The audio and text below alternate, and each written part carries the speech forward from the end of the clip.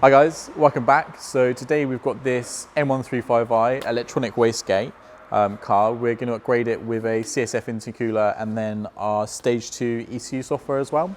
So it's already got an aftermarket decal on there, aftermarket panel filter, and also another brand of ECU software. So we're going to be installing the intercooler, doing the custom ECU software and seeing what kind of power we've got. So we've done it already this morning.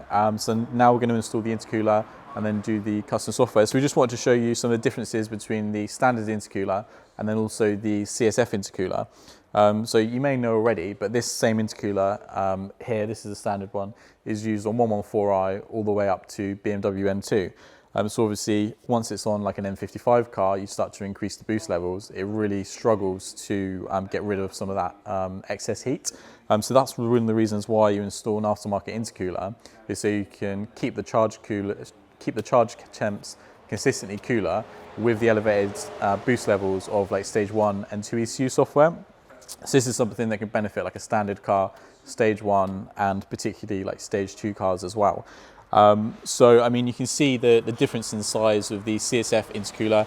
So it's many rows taller, but also it's significantly deeper than the factory intercooler as well. So it's actually one of the largest direct fit intercoolers available on the market.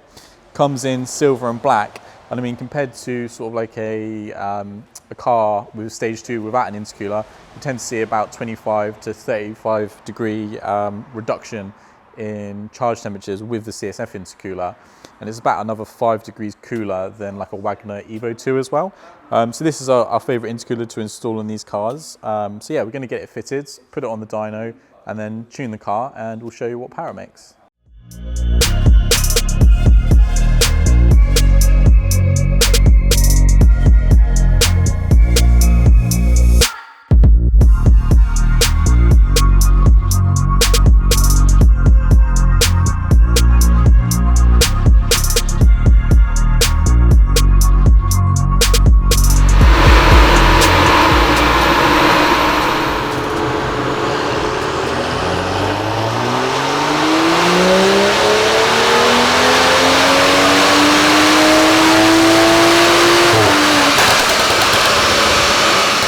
Okay, so you've watched us install the CSF intercooler. We've done the baseline rolling road runs. So just a reminder to how the car came to us.